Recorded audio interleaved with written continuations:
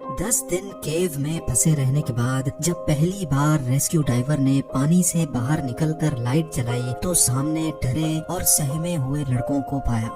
ये लम्हा सिर्फ उन 13 लड़कों के लिए ही नहीं बल्कि रेस्क्यू डाइवर के लिए भी काफी खुशी का था।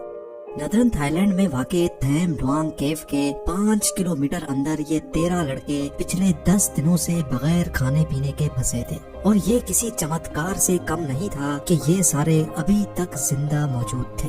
फुटबॉलर्स के पेरेंट्स जो हाल से बेहाल केव के बाहर बैठे थे, जब उनको ये खबर मिली तो आखिरकार उनकी सांस में भी सांस लौट आई। टीवी, रेडियो और इंटरनेट के जरिए फुटबॉलर्स के जिंदा मिल जाने की खबर पूरी दुनिया में फैल चुकी थी। जहां सब लोग इस खुशी का जश्न मना रहे थे, वहीं उनको इस बात का जर्रा भी इल्म नहीं था कि इन फुटबॉलर्स को यहां से बाहर निकालने का टास्क इनके गले पड़ने वाला और उनका कोच थाईलैंड में थैम लुआंग केव के अंदर जा फंसे। रेस्क्यू टीम को पहले दिन से लेकर 10वें दिन तक जिन जिन मुश्किलात का सामना करना पड़ा वो सब आप इसी वीडियो के पार्ट 1 में देख सकते हैं। लड़कों को आखिरकार ढूंढ तो लिया गया था, लेकिन बाहर बैठे एक्सपर्ट्स, डॉक्टर्स और रेस्क्यू टीम के लोगों का मानना था कि ये इस मिशन का सबसे आसान तरीन पार्ट था। इन 13 लड़कों को यहाँ से सही सलामत बाहर निकालना काफी ज्यादा मुश्किल था। सबसे पहले तो लड़कों को खाना पीना दिया गया और फिर थाई आर्मी के एक डॉक्टर को गार के अंदर भेजा गया, जिसने लड़कों का मेडिकल चेकअप किया और उनको मरहम पट्टी भी की। जब गार में पानी भर रहा था तो वो मंजर इनके लिए इतना खौफनाक था कि जान बचाने के लिए ये लोग गार में ऊंची जगह पर पनाह लेने के लिए भागे और इसी दौरान इनको कई चोटें भी लगी थी। फुटबॉलर्स अपने साथ जो खाना पानी लेकर गए थे वो तो अफरा तफरी के दौरान ही उनसे गिर गया था, लेकिन 10 दिनों तक उनकी जान बचाने में और किसी का नहीं बल्कि उनके कोच का हाथ था। बेशक उनके आसपास पानी तो बहुत था, लेकिन वो पानी पीने के काबिल नहीं था। इसी वजह से उनके कोच ने उनको ट्रिक बताई कि जो पानी गार के पत्थरों से डायरेक्ट टपक रहा है वो बिल्कुल साफ सुथरा है। लिहाजा सभी ने कोच की बात मानते हुए 10 दिनों तक वही पानी पीकर गुजारा किया।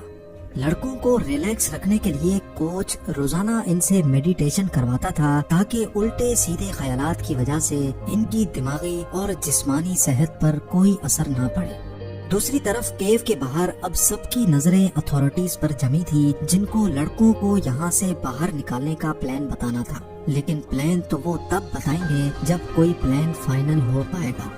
फंसे हुए फुटबॉलर्स 11 से 16 सालों के लड़के थे और ये इनके लिए किसी भी सूरत में पॉसिबल नहीं था कि वो प्रोफेशनल डाइवर्स की तरह अंडर वाटर स्विमिंग करके गार से बाहर निकल सके।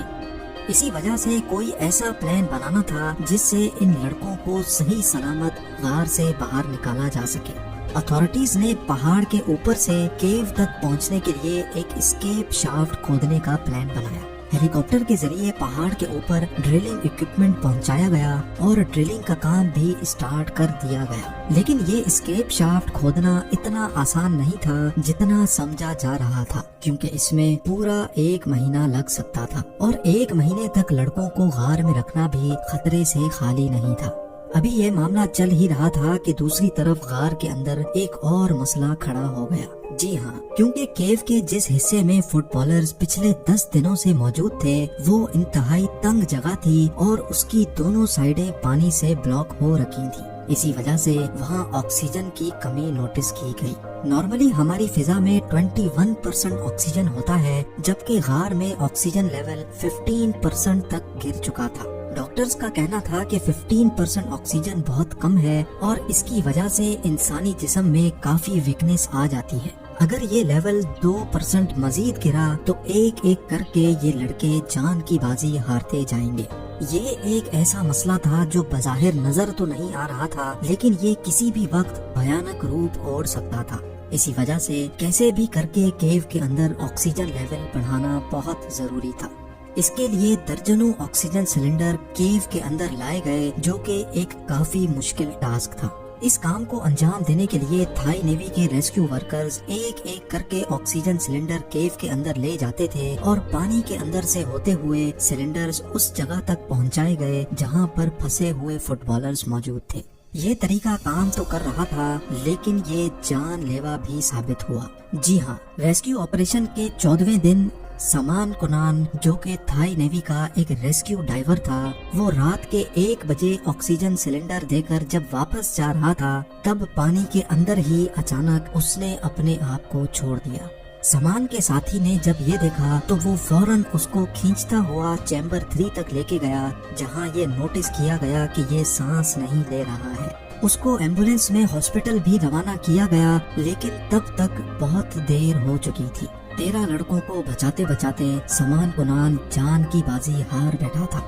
یہ خبر ملتے ہی پوری ریسکیو ٹیم میں ایک دکھ کی لہر دوڑ گئی تھی۔ جہاں سب کو اس حادثے کا افسوس تھا، وہیں یہ اندر پھنسے لڑکوں کے لیے ایک خطرے کی گھنٹی بھی تھی۔ وقت گزرتا جا رہا تھا اور اتھارٹیز پر ریسکیو کا پریشر بھی بڑھتا دکھائی دینے لگا۔ یہ پلان کیا گیا کہ مانسون کی بارشوں کے ختم ہونے تک لڑکوں کو غار کے اندر ہی رکھا جائے، لیکن اس کا مطلب تھا کہ آنے والے 2 مہینے 13 کے 13 لڑکے اندر ہی پھنسے رہیں گے۔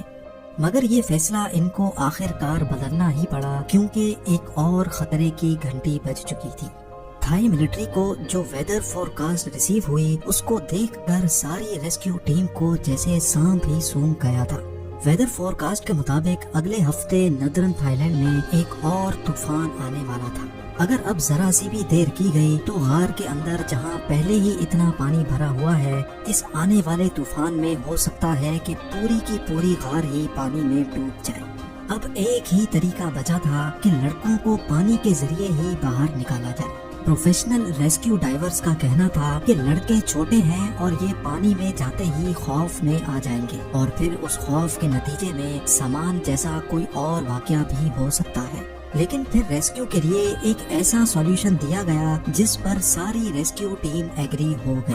یہ سولوشن تھا تو تھوڑا رسکی، لیکن چونکہ اب وقت کم تھا اور کیسے بھی کر کے لڑکوں کو باہر نکالنا تھا۔ 10 جولائی 2018 یہ ریسکیو آپریشن کا 18واں دن تھا۔ صبح سویرے ڈاکٹر ریچرڈ ہیرس، جو کہ ایک کیو ڈائیور بھی تھے، وہ لڑکوں کے پاس پہنچے اور ایک ایک کر کے انہوں نے لڑکوں کو اینستھیزیا دینا شروع کر دیا۔ یہ اینستھیزیا ویسے تو سرجری کے دوران دیا جاتا ہے تاکہ پیشنٹ کو نیند آ جائے، لیکن اس کیس میں یہ اینستھیزیا صرف اتنی کوانٹٹی میں دینا تھا کہ جس سے لڑکوں کو نیند نہ آئے پر ان کا دماغ کسی بھی خطرے یا خوف پر ریئیکٹ نہ کرے۔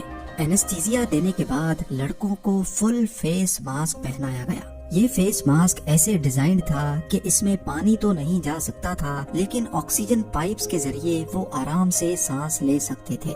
اسی کنڈیشن میں ریسکیو ڈائیور پہلے لڑکے کو پانی کے ذریعے لے کے نکلا۔ پانی کا یہ سفر آسان نہیں تھا، کیونکہ یہ 1 گھنٹے کا سفر تھا جس میں ریسکیو ڈائیور کو ایسی تنگ جگہوں سے بھی گزرنا تھا جو صرف 2 فیٹ چوڑی تھی۔ اینستھیزیا کی وجہ سے لڑکا آدھا نیند میں تھا اور اندھیرے پانی کو دیکھ کر اس کو خوف کا کوئی احساس نہیں ہو رہا تھا۔ آخر کار پھنسا ہوا پہلا لڑکا پورے 18 دنوں کے بعد چیمبر 3 تک پہنچ گیا تھا، جہاں سے ایک ہائی لائن کے ذریعے اس کو کیو کی انٹرنس تک پہنچایا گیا اور وہاں سے فوراً اس کو ایمبولینس میں روانہ کر دیا گیا۔ یہ طریقہ کام کر چکا تھا اور یہ خبر جان کر پیرنٹس سے رہا نہیں گیا اور وہ خوشی کے آنسو پوچھنے لگے۔ اسی طریقے سے ایک ایک کر کے سارے فٹ بالرز کو آخر کار خیریت سے باہر نکال لیا گیا۔ لڑکوں کو بچاتے بچاتے اپنی جان کا نذرانہ پیش کرنے والے سامان کنان کی یاد میں اس کا ایک اسٹیچو بنایا گیا جو ابھی تک وہاں موجود ہے۔ امید پیار بھرے کامنٹس کا بے حد شکریہ۔ ملتے ہیں اگلی شاندار ویڈیو میں۔